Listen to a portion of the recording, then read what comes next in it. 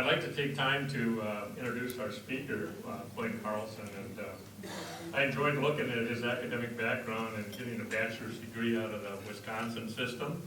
I love Stevens Point. And then also getting a master's degree out of the Maryland system at Bowie State. And I just wanted to say, my daughter has a bachelor's degree from the Wisconsin system and a master's from the Maryland system.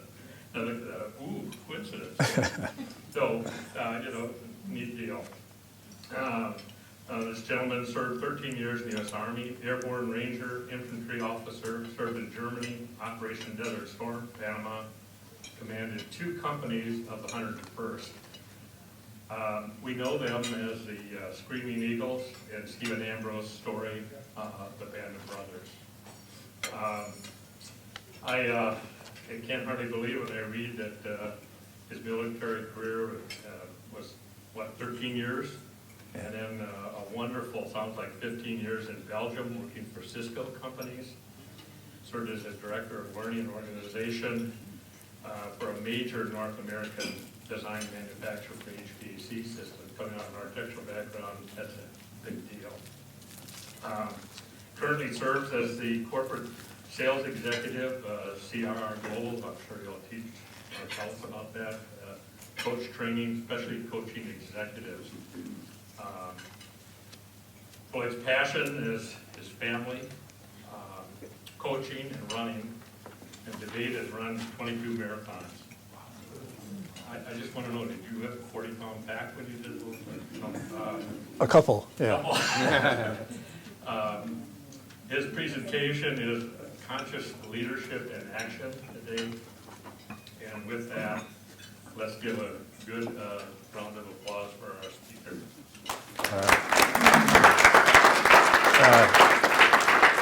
Permission to come aboard? Permission granted. All right. Thank you. Do I need to turn this on, or are we good? Good. Okay. Excellent. Wow. What an incredible opportunity to come speak to optimists. If this was going to be a group of pessimists, I was going to have a much harder time to talk about some of the points that I want to cover today. Just want to make sure that I'm staying myself on time, because once I get talking, I could be here for quite some time. It's also great to see that there's so many veterans, that are here that have fought for our country and have fought for other countries. And just really, I was sharing this story earlier because, we were talking about this, about writing letters. And I was remembering how when I was in Iraq, my first grade teacher had her class send me a letter, and how really special it was to get this letter from a teacher of the past, but also to have these kids always send us letters. And it means so much to a service member when you're forward deployed in an operation to get mail, to get some gratitude or just something sent to us, to connect us back to home. So if you've ever done that or you ever have a chance to do that, please take the opportunity. I thank you, because those letters have such an incredible impact on us when we're out forward deployed. So thank you. And thank you, all the veterans, for your service. I'm going to talk to you about today some aspects from my book, Conscious Leadership in Action. And I'm going to give you basically a tool that you can use. But to kind of set this up, I want to, set the stage first. This week, Monday, one of the blogs that I read every day comes from Seth Golden. He has quite a few books. Maybe you're familiar with his work. And what I loved about Mondays, because it must have been a signal for this week, is it talked about optimism as a tool. And what I really appreciated about what he had written about is that when we apply optimism as a tactic, the energy and the focus that it can bring can really help make something better. Not only that, it's typically those people that will not touch that and walk away from it, they don't have optimism. So it's also a character trait that each of you have, and thank you for being here, about bringing that optimism. So one of the challenges that I think we could use optimism more to help us with is what I find is there's this real need for more leadership in the world. And when I talk about leadership, everybody's a leader. Each of us is a leader in our community, our family, our workplace, all the things that we do. Some of the research that I've done, from my first book, when I talk to people about how many leaders would you work for again, I typically get less than 27%. So most leaders are either, they inflict emotional wounds or they're just unmemorable. When I ask them that second question is how many of those leaders would you take a bullet for, you can imagine that it's less than 2%. So when it comes to new research I'm doing on what's called the conscious team, when I ask people, when you think about how many teams you've ever been on where you just were in flow, everybody had each other's back, everybody was there and supportive, you could be your best. It really stuns me and shocks me that typically I'm getting less than 5%. And normally what they're telling me, it was a time they were in high school, it was a sporting event they were on, and it was for a short period of time. And just imagine how many teams that we're on daily in our lives that people are just, like, wow, why am I on this team? There's no energy here. So there's some opportunities that you with optimism, and myself, we can bring forth. Because there's this calling forth. What we want more from our leaders today is this energy, this connection. We want leaders to show up because, especially with COVID, we can be really invisible. And our leaders are the ones that actually can make a real difference. I'd like to share an example because today's presentation is about your story.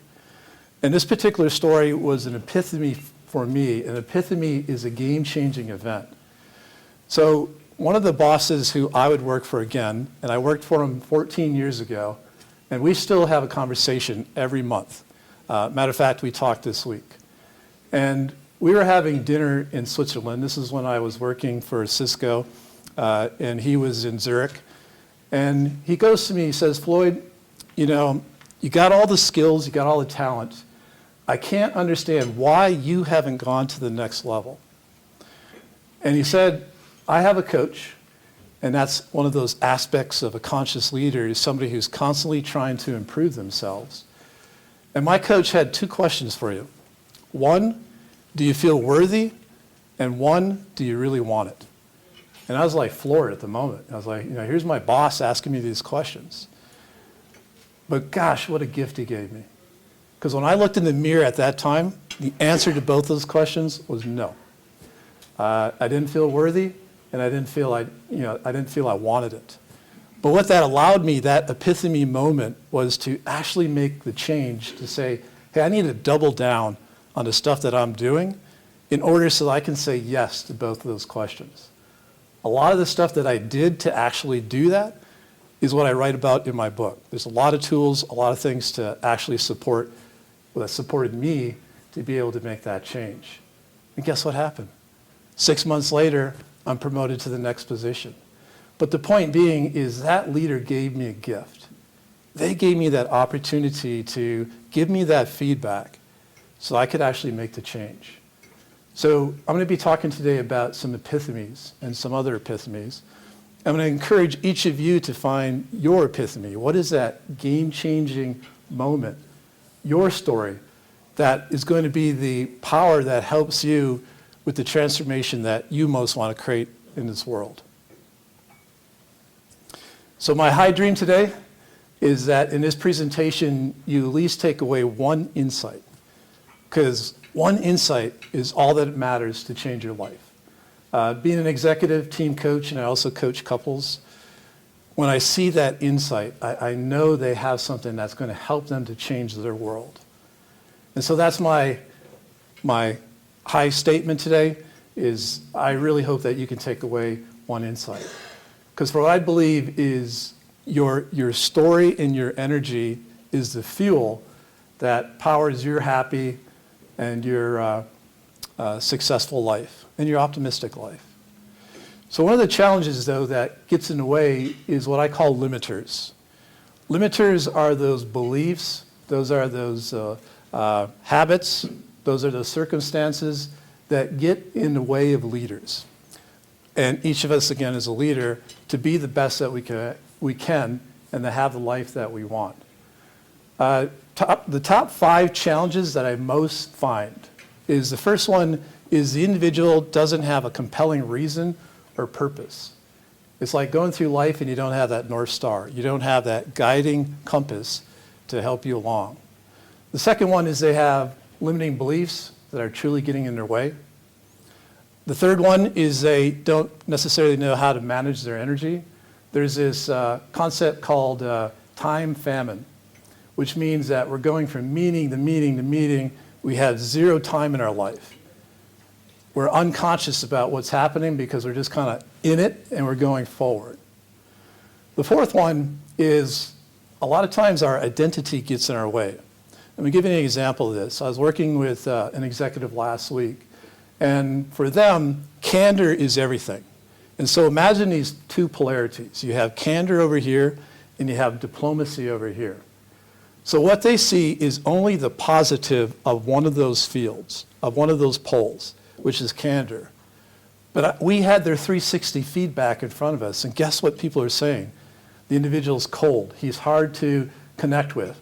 Those are all the overuses of candor. But the thing of it is, when they looked at the other polarity, which is diplomacy, they only saw the negatives. So rather than either or thinking, it's helping that leader to how do we get to a both then? And that is the way forward, because there's a vulnerability there and there's a new way of thinking. The fifth one that gets in a lot of leaders' ways is they don't have a supportive network. I was being trained by Linda Dyer. She's a neuro-linguistic programming expert out of Sydney, Australia. And she came to Belgium and I was training with her. And she was telling me about work that she was doing in the prison system. And one of the young people she was working with truly made an incredible shift in her life. And she was so optimistic that once they went back into the community, there was going to be a huge change. Guess what happened? That person went home and his family physically beat him to where he had to be hospitalized. And why did they do that? How dare you be better than us? So they didn't have the supportive environment to help them make the change. Sometimes when I'm coaching people, that's one of the things we're focusing in on is how do you need to change and change the environment to get the support you want? Because I could go back and people may not be vested in the same change that I'm making. The other thing that makes this so powerful, and this comes from Ann Taylor, in one of her programs about healing negative memories and healing negative energy, is she says that on a daily basis we have around 60,000 thoughts. And 77% of those thoughts are negative. And 95% of those thoughts are the same thoughts we had the day before. So the problem is this actually creates, just a negative, could be a pessimistic view of our life. I love Viktor Frankl's statement around this, and I'm not going to get it exactly right, but he says that your captors can take everything from you, but they can't take away your mindset. And as optimists, wow, you already have the mindset. You're already building those skills that are going to help you to have the life that you want. So one of the items that I like to talk about is your story. I shared one epiphany that I had already, which was around that leader sharing with me those two questions. Each of us has those stories in our life. We may not have accessed it yet. It may be an origin story. One of my origin stories comes from my grandfather. And this is where I got that passion for my family and for service. When he was 17 years old, and at that time his name was Edgren, he changed it to Carlson because he thought it'd be easier when he moved to northern Minnesota, Lake of the Woods, Baudette region. If you've ever flown into the airport at Stockholm and taken the train into Stockholm, you can see why so many Swedes went to northern Minnesota. It looks identical. I was sitting there, I was like, oh my gosh, this is truly northern Minnesota. So when he was 17, he had book passage on the Titanic.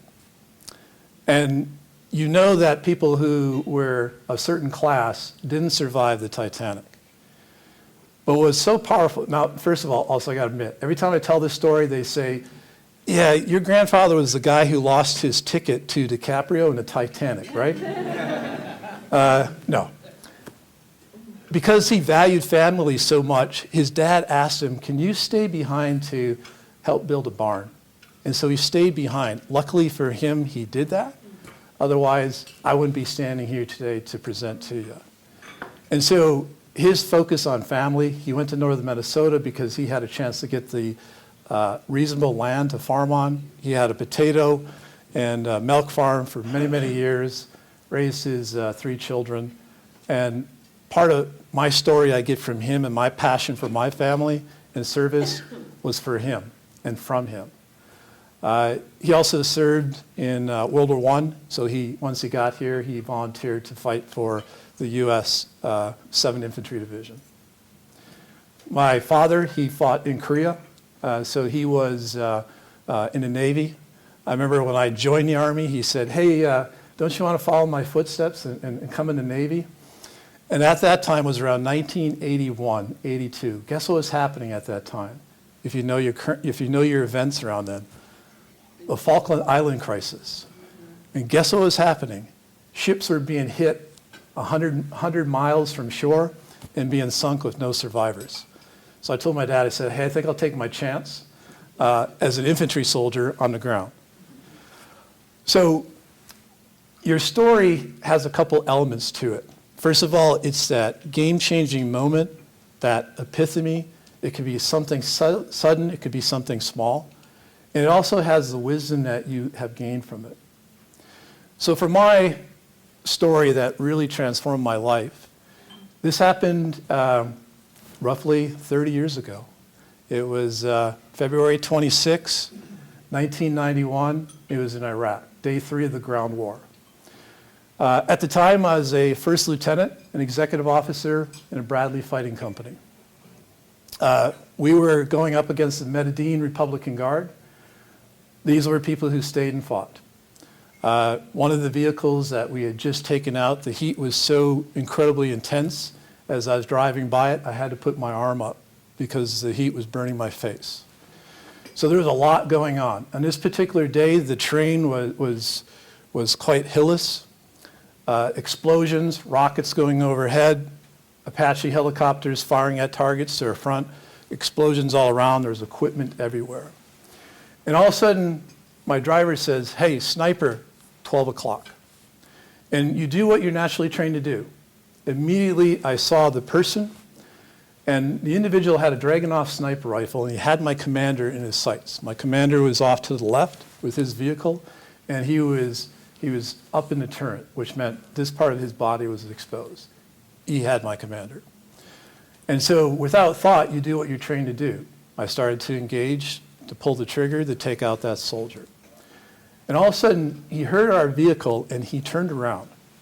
And so now I'm, like from here to table 7 away from this individual. And it was like what you see in those old Western movies. There's like a tunnel had just eclipsed us. And it seemed like for what was for seconds, lasted for minutes. You could hear a pin drop. Even with all this stuff going on, you could hear a pin drop. We both made eye contact. At that moment, one of us was about to be killed. But all of a sudden, something unique happened. His eyes got really big. He threw his weapon to the ground. And I could hear him praying to Allah. And he started to take his belt off, his equipment. And like you do what you're trained to do. The threat was over. So without thought, my finger goes off the trigger. My driver had him covered as I got out of the vehicle because I had to go into the fighting position to get out his comrades. And the intelligence that we had is that they were booby-trapping everything to take out as many of us as possible. So as I was entering that fighting position, when you're in that situation, your adrenaline is incredibly pumping. Think about, the time that if you have been involved with sports where you're at that euphoric moment with adrenaline, and all of your training comes back. So I'm on my knees, I'm checking for booby traps, for wires, before I went to that position to get those enemy soldiers out of there. Once I got them out, we then had them on the ground, and we do a thing that's called EPW, prisoner of war search. And so you're going through and you're checking them for weapons, intelligence, information that we could utilize. And that same person who, one of us almost died a moment ago, I was searching that person, and all of a sudden I reached into their jacket and I found something. I made a mistake at that time, because when you find something that you think is an IED, an explosive device, my training showed, roll them over on top of it, because if it goes off, it's probably not going to kill you. You're going to lose an arm or a leg, but you're not going to kill yourself. But I was moving too quick. So at that moment, I pulled out this tube that was in his jacket. It was a black cylinder tube, about this long, and it had wires hanging out of the top of it. And at that time, I heard the distinct sound of a thud, which is, if you're around munitions, it's a explosive device that's hitting the firing pin. So at that time, the last conscious thought I had was I just killed myself. And here's where the story really gets interesting. They talk about that you will see your life flash before your eyes. And it's true. I saw my life flash before my eyes. The first image I saw was my grandfather, the same person I was just telling you about, because I had such admiration for him. I saw my grandmother, I saw my parents, I saw my spouse, I saw friends. I didn't see any titles, I didn't see cars, I didn't see houses, I didn't see any of that stuff. I saw people who loved me and who I loved, and they're in their most happiest moment. They're actually smiling.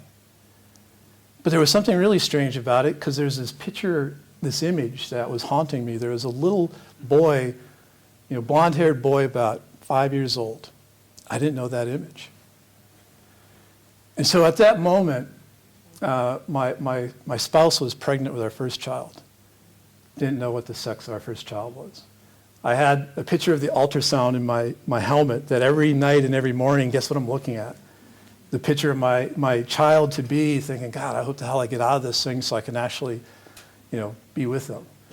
You asked me what was the most challenging thing I've ever written, and some of the veterans here may know this, is when you have to write that letter, in case I'm dead, here's what I want you to do to your partner, for your partner. That was the most difficult letter I've ever written in my life. And you always have it in a plastic bag and it's in your pocket. And the thing of it is when I got out of Desert Storm, my son was born in June, and when he was that age, he looked identical to the image I had seen on the battlefield. So what a gift that was for me. But the thing of it is in we've already heard some of these stories. As a veteran, what do? You bury all this stuff. You bury it down, and it wasn't until this brilliant coach, her name is Natasha Black, worked with me to be able to help me the fact that I can even tell you this story. It took 20 years before my wife even heard this story that I'm telling you today, because she helped me to go through that trauma, release it, to be able to look at the gift that was given to me. And that's what became my epiphany. Was I started from the end of my life, my legacy, and I said, how do I want to be known for? And it is helping people. And looking at the stuff in which Natasha did for me, I realized I want to be a coach. And that then became my focus, is to become a coach. That was my story. Each of you have your own story. The other thing which is so powerful about story is not just that it's, this thing in our darkest moments to help us to achieve what we're most wanting to achieve. It's also healing. So I'm very fortunate. I have a chance to volunteer, and I support healing of memories. So Father Michael Lapsity, who was originally from Australia, and he lives in South Africa, he was fighting the apartheid. And he was expelled from the government because of what he was doing. And because of that, they also put a contract out on his life. So while he was in Zimbabwe, somebody put a letter bomb in his religious magazine that he gets. And he tells me he was so lucky that he opened it at the side and not in front over the table, because it would have killed him. It took out both his arms. He's blind in one eye and hard of hearing. And Desmond Tutu, when the apartheid finished, invited him to lead the reconciliation process in South Africa. But he knew not everyone would have their opportunity to tell their story. So he created this amazing workshop. And Minnesota was the first place where we have applied this to helping veterans. It was the first night we helped the veterans connect from getting out of their head to their heart, to get into the feelings. The next day, they have 20 minutes, and we give them a piece of flip chart paper, and they draw their story. We then go into small groups, about 5 to 6 people, and we put the story out in front. And each person has 45 minutes to tell their story. And there is such incredible healing that happens, because for most of these veterans, it's the first time they've ever have told this story to anybody. And the rest of us are just there, the witness, and to hear it. And that is incredibly powerful. I see 10 years of life come back into people every single time I get a chance to hear those stories. And every single time, we also as facilitators are telling our story. So this story that I just told you about Iraq, this was the first time 2 weeks ago in Arizona when I did this workshop, where I actually came out of telling this story with gratitude because of the gift that it gave me to be to where I am today, to be a coach, and be here to even talk about this with each of you. So our epiphany, our story, it has a couple of components. First component is, what was that game-changing piece that happened in our life, and what was the wisdom that came from it? The wisdom for me was to look at my life and go, how do I want to make the impact that I want to make? Now I want to, kind of challenge each of you, because I know you have each of your own stories.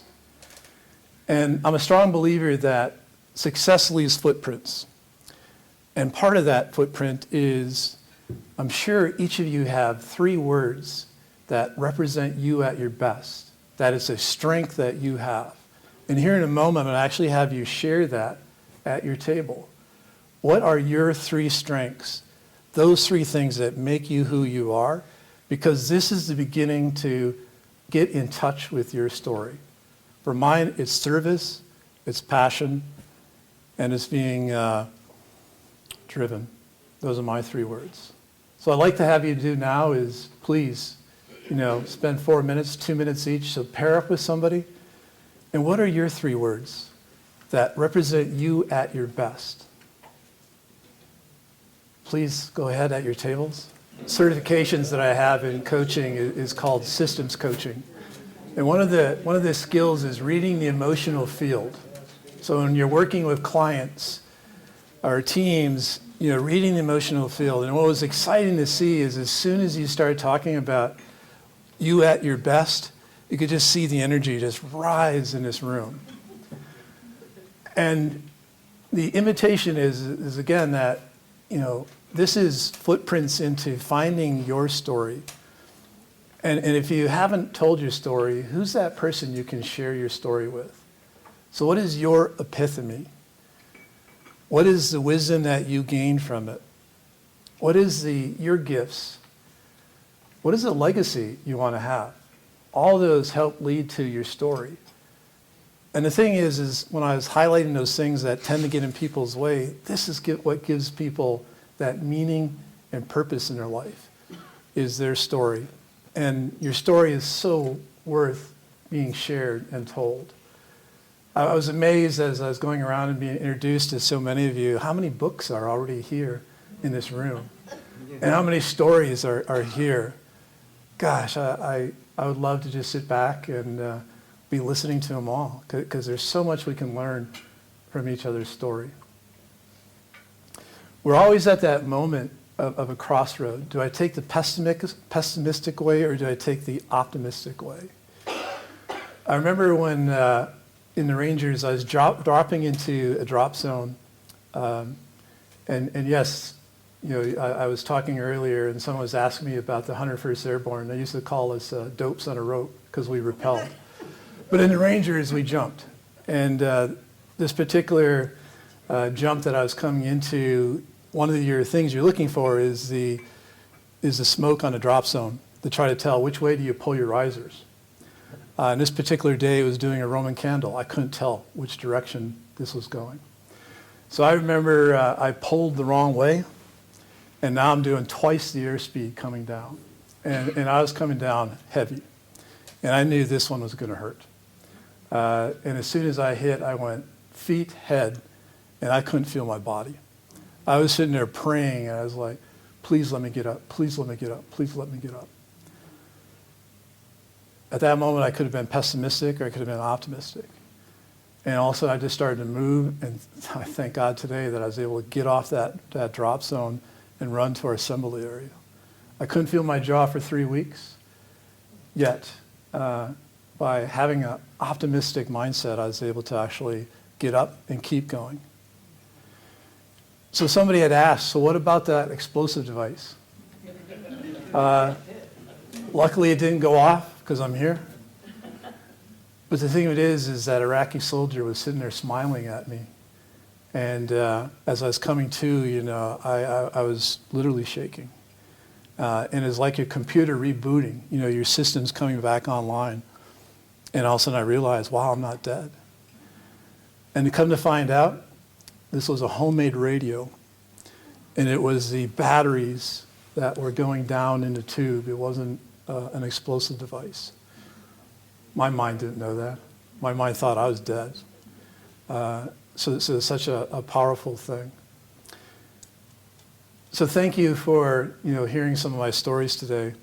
And again, I encourage each of you to find and tell your story because it is so powerful. As I said, when I do these healing and memories and just hear the stories that people have and see so much life come back into them, that's been a true gift. So I wish you all the best with your happy, optimistic, and successful life. Thank you so much.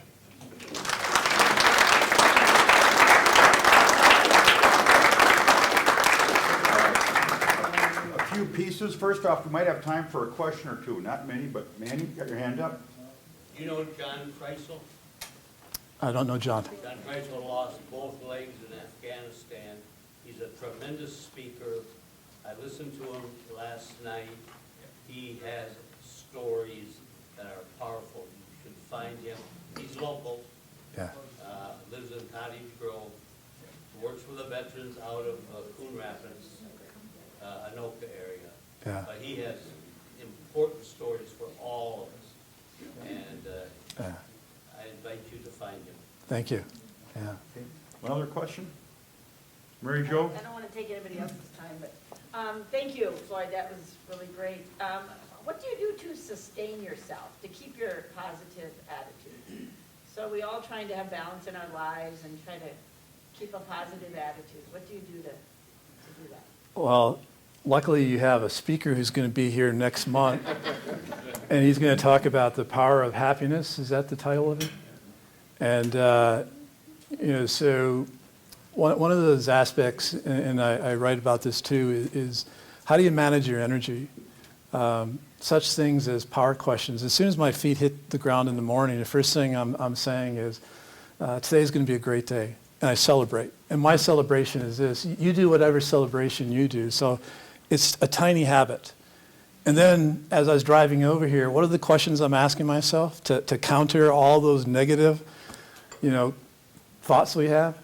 What are you grateful for? Who do you love? And what about them makes them so loving? What are you going to do to celebrate today? I was asking those power questions coming here today. So that is the stuff that helps me. Managing my energy, also running is one of those pieces that does that too. And also listen to the Happiness Lab by Laurie Santos. And another plug, because you've worked with Laurie, I'm so excited to hear what you're going to talk about next month. Yeah. Thank you. So a few things here. First off, well, you're already getting all these accolades. You got to come next month. That's great. So first off, I want to make sure that you know that this is the book that he has written that we're talking about here. And I suspect this is yours, Don. It is. That would be a guess because it's all yellow highlighted and underlined. He doesn't come into half-price books. They don't take anything that he's ever touched. But this is from 2015, Conscious Leadership in Action. It is available on Amazon because, as he mentioned it, I went and ordered it. I was sitting right there, just boom, boom, boom. So it's coming to my house, so I'm going to give this back to you, Don, or steal it.